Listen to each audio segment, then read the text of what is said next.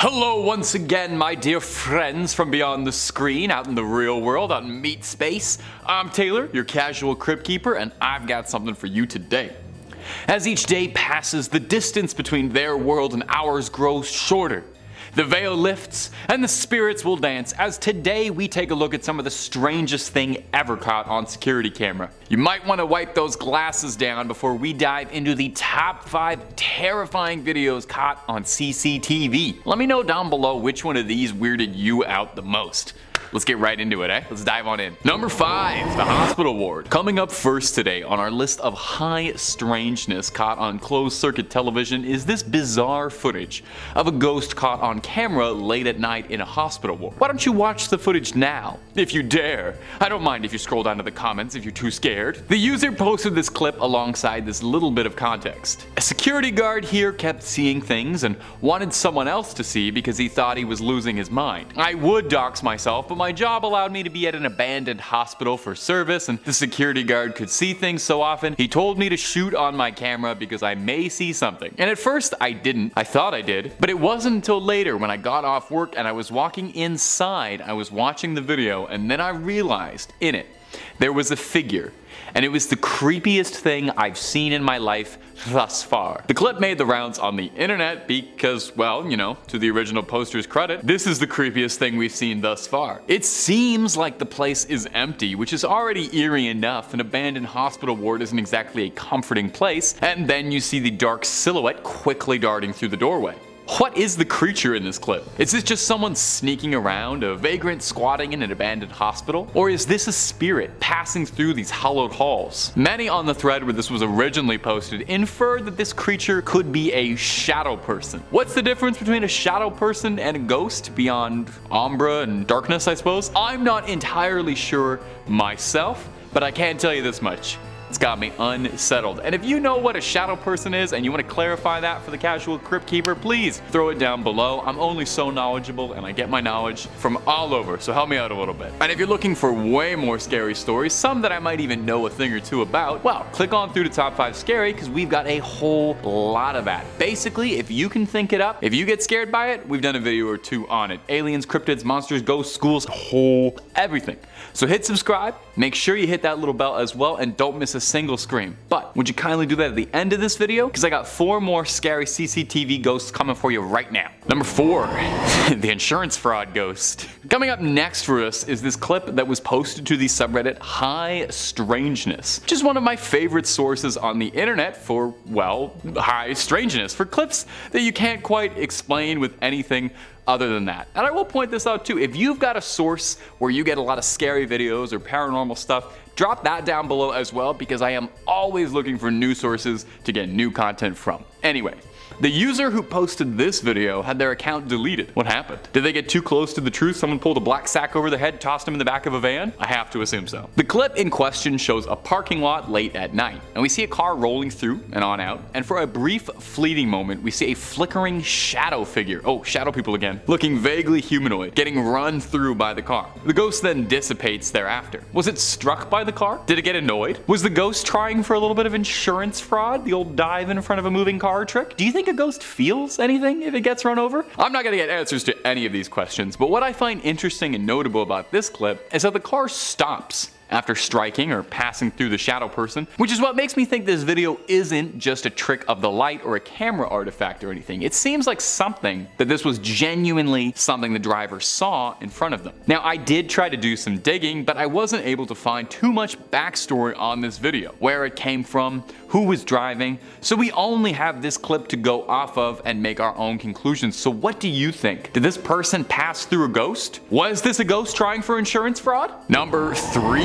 Hotel ghost. Our next clip coming up is this one. It's one that's made the rounds lots over the internet and the scarier paranormal sides of the internet, which I'm sure all you creeps and listeners are out there hanging out on. You'll be able to see why fairly easily. This clip is baffling and one of the more compelling pieces of paranormal activity caught on camera that I've seen in at least 3 to 4 minutes. The clip was submitted by the hotel security manager of the Wingate Hotel in Illinois. According to the manager, guests staying at the hotel were complaining about strange happenings on the second floor. A guest would complain about everything from noise complaints to scratching, changes in temperature, and loud disruptions like banging on the wall, scratching, and loud screaming, all coming from room 209. Now, there was no history of anything suspicious happening in room 209 until this incident. No long buried story about someone going crazy and killing their family in room 209 or anything. Now, here's the footage that was recorded of the security guard that was sent to deal with it. The dispatcher sounds scared, genuinely scared,